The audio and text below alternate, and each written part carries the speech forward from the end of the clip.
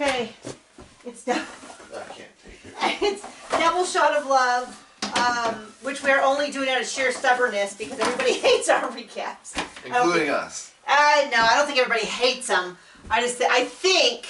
You know, the cast is watching and they are all stupid, so... Oh, they are not all stupid. They are stupid if they dislike our recap, but there you go. So it's a very odd episode in that... Just bizarre, like there was no challenges, nothing really happened, they went skating. I mean, it makes sense because, well, it doesn't make sense, but when you film these things, they kind of have to bookend it with the cab ceremony, but they don't always, it doesn't always work out right. So, because we were watching it, we were putting the baby to bed, and the baby was half asleep, and so we have it like on almost mute, and we're watching, we sound like such terrible parents, but, so they start off with them all dancing at like a nightclub, which timing-wise is not normally how they start an episode. So I was kind of like half watching, thinking, "Oh, this is like a recap, like a previously on Shot at Love," and then all of a sudden I go, "John, this is the actual episode," and you didn't know either. You thought it was, but they started mentioning. The only reason I really knew was that was it Marissa? Is that who it was? Maria, I think, went up to Vinny and was like, "Don't you dare ever call cab." And I thought she was like this close to like pulling out a knife on him. No, not in a bad way. I mean, it was kind of, I mean, pulling out a knife on him in a good way. No, I mean, like, I think Vinny needs to be with a girl who's a little bit more like aggressive and upfront. Like a little bit more, who's a little bit more like, "No, hey, I'm into you," and, you know, and he's like, "Well, we haven't had a date yet," and it's like, that's not her fault.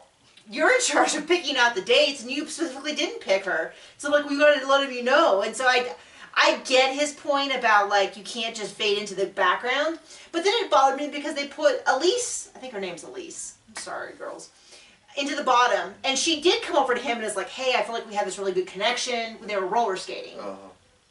I think we had this really good connection, and it's just kind of been fading, and I kind of want to change that. And I'm like, "You go, that's what you should do." And then he calls her, it puts her in the bottom. I'm like, what about all these middle chicks who barely, you know, who like pass you in the kitchen and stuff. And then so I like B-Lashes, but I knew she was doomed when he was like, "So how is this experience?" And she's like, "Yeah, the girls are great." And I was like, and then he was like, "What about Pauly and I?" And instead of being like, "Oh no, obviously you guys are awesome. I thought you were asking about everything else going on or the stuff you didn't see. No, you guys are great. You, Pauly, are great. I mean, Vinny's. Yeah, I mean, sorry, you, Vinny, are great. Pauly is a nice guy, but see, at this point, if you're smart and your goal is to stay in the game, you go for Vinny because Pauly's already got Nikki on lock, and then he's got like 3 backup girls. And then, of course, with Pauly, he just will randomly be like, "You, who shown no interest in me and I've shown no interest in, come over here and kiss me." Like, he's got it locked down. Vinny's, though, got 2 girls that I think are genuinely into him, but he's, like, kind of pussyfooting around with them. Like, rather than being like, "Hey, girl," he's like, "Well, I know that she showed there was interest in me, but..." I don't identify as a female. You don't? I'm offended. Anyway, if they were dating for real, they wouldn't be dating any of these screen-timey hoes. So anyway, they bring him down, they have a whole, and then it's the whole thing with Nikki again, and I get that my issue with her is I saw her lie on camera, so to me I just don't trust her. If you are being filmed and mic'd up, and you still lie, then I don't think there's anything you won't lie about. And how often is this going to continue to happen? How often are they going to be on a date and she's going to flat out lie about something? So to me, and the fact that it's never really been addressed, like she flat out said, we heard her, they showed the footage of her leaning over and saying, "Pauly thinks Holly is weird." And so for me, I'm not saying you can't recover from a lie, I'm just saying in this case, there's no reason to.